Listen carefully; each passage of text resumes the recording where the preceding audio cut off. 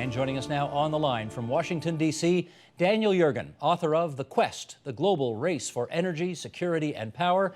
And Daniel, I want to do two things off the top. First of all, welcome to the program. And second of all, congratulations on the book and the excellent reviews, which are so richly deserved. This is terrific. Thanks for coming on tonight.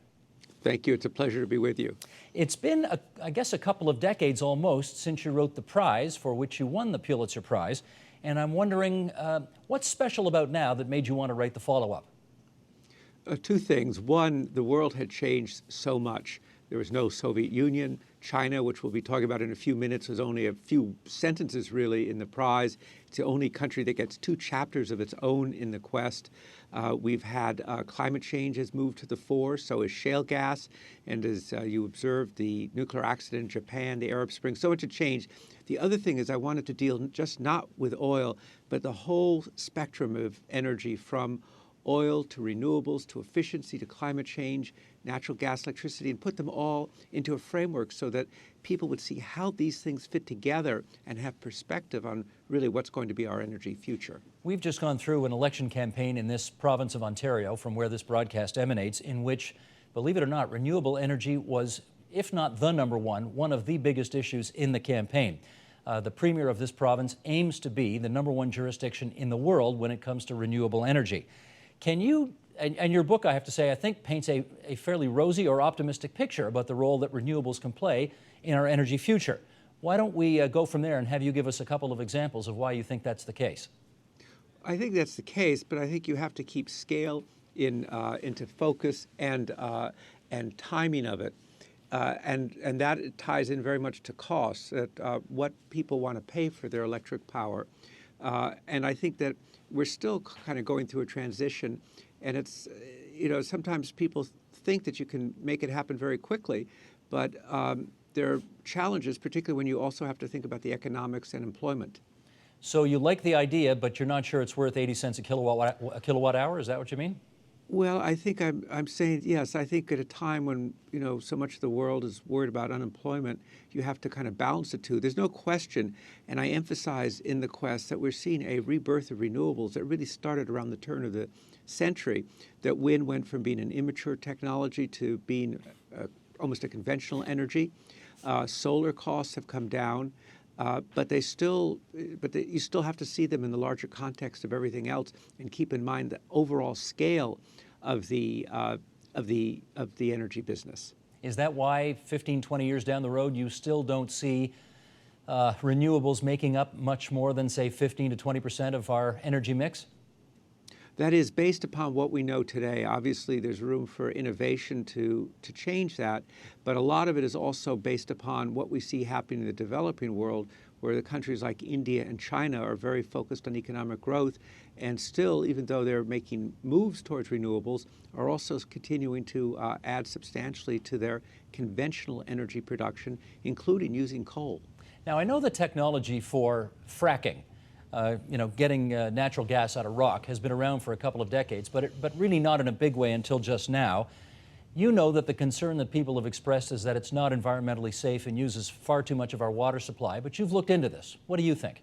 Actually, it's been around for about 60 years, so, but obviously it's used on a bigger scale. I'm on this commission that President Obama asked to do a report for him on the environmental aspects of shale gas, fracking, hydraulic fracturing. And we've come back in our report, and first one was in August, second one in November, and said that there are a series of issues that actually the notion that you're going to have chemicals from the fracking, the small amounts used, leak up through this impenetrable rock into water supplies is, as the scientists in our committee said, very, very, very unlikely. There are specific issues, how you manage the water that's produced out of a well. It's an industrial process. It has to be managed properly. Second thing is air quality is something. And the third thing is community impact. Suddenly, a lot of trucks can appear in communities that aren't used to it. And we came up with about 20 recommendations, pragmatic recommendations, and say that if we pursue this, we think this could continue to grow.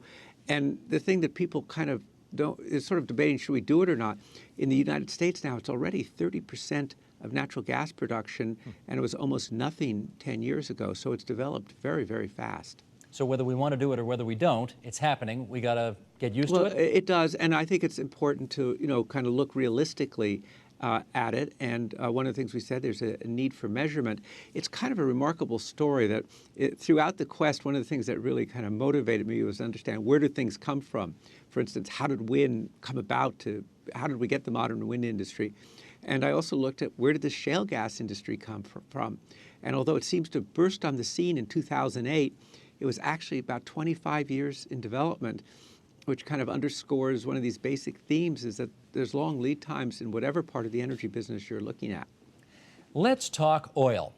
I get a lot of emails from time to time. Every now and then when we do a program on energy, I get people saying, please do a show on peak oil. And so I've got to ask you, do you think we're running out of oil anytime soon? No, I don't. I think that any time that we've gone through a period of high prices and tight supply, these anxieties about running out become very strong. And this is the period we're in now is like the 5th episode since the 1880s that it's happened. This isn't to say that oil is cheap. We're in a higher cost frame for oil. And secondly, there are a lot of risks above ground, stretching from government policies to what Iran does with its nuclear program. All of those are there. But the notion that we're physically going to run out, I think, kind of shifts attention from the above ground issues. Indeed, one of the biggest things that's happening, of course, is the oil sands in Canada. Mm-hmm. Well, we seem to have a decent supply of expensive or relatively expensive oil. People who fill up their cars would say that. How about a relatively abundant supply of affordable, or dare we say, cheap gas? Is that in the cards?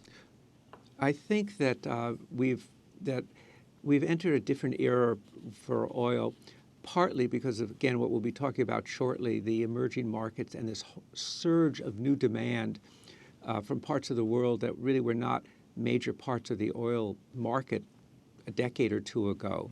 So I think and costs are up. But it is one of the remarkable things that emerged, I realized as I was writing the quest and pulling it together, if you take the Canadian oil sands, you take what's happening in the United States and what's called tight oil, which is a very recent development, and you take these big supplies of offshore oil off of Brazil called the pre-salt, and suddenly you start to see a north-south flow of oil rather than an east-west flow of oil. And you see the Western Hemisphere, not self-sufficient by any means, but drawing less oil from the Eastern Hemisphere at a kind of different kind of energy balance. But it does none of this is cheap. So there is a cost to it all. That east-west versus north-south axis that you've just referred to, is that significant, the fact that that's changing? Oh, I think it is. I think it will affect notions of energy security. One of the things, Steve, that I find so amazing, I've just been in 23 cities in the U.S. talking about the quest, is that in the U.S., people seem to believe that most of our oil imports come from the Middle East. And then you say, the largest single source is Canada by far. And there's like a gasp in the audience because it's remarkable how little people recognize that, and indeed that this is part of the overall trading relationship between our two countries, each of whom is the other's largest trading partner. Well, if I read your book properly, I guess Saudi Arabia is still #1 in terms of proven reserves, but I gather Alberta's #2 in the whole world. Well, yes, it was. There's an episode in the book that talks about at a Senate hearing, the Senate Foreign Relations Committee, when suddenly one of the witnesses pointed out that Canadian oil reserves were now #2, and there was like disbelief. Now people have kind of woken up to that fact, but that was that change, which reflected in all these cases the advance of technology and engineering, has made a significant change. Daniel, we hear the expression energy security used all the time, and let's just make sure, particularly as we in a few minutes continue our discussion about China, let's make sure we're all on the same page on that. When I say energy security, you take it to mean what? I take it to mean reliable supplies, a resilient supply system that not vulnerable to or less vulnerable to shocks, price shocks or political shocks.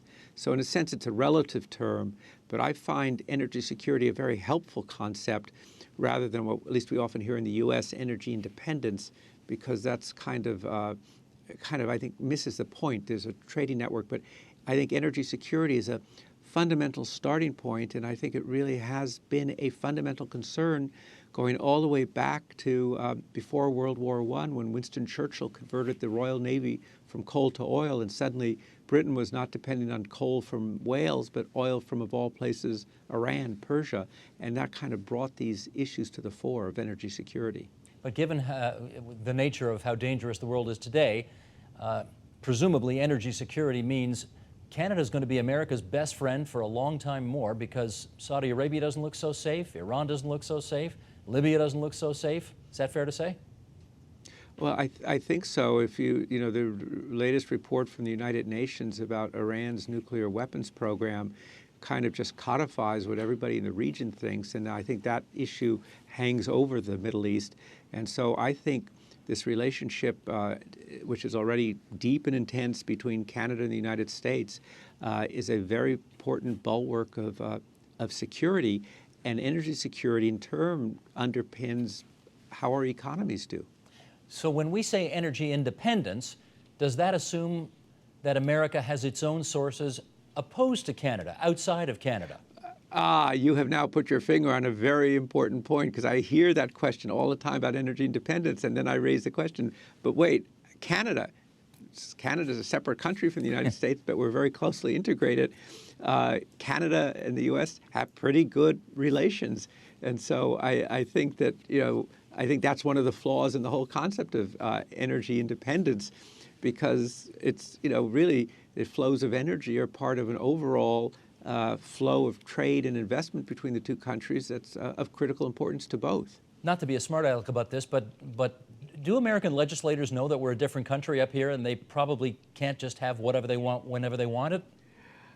I think, well, I find in some of the discussions that go on about, let's say, energy, that there's this kind of people do forget that there's a border, and sometimes Canada is presented actually as the wild north, and I think Canada is at least as highly regulated a country as the United States, and I have no doubt that the Canadians people care as much or more about the environment as Americans do.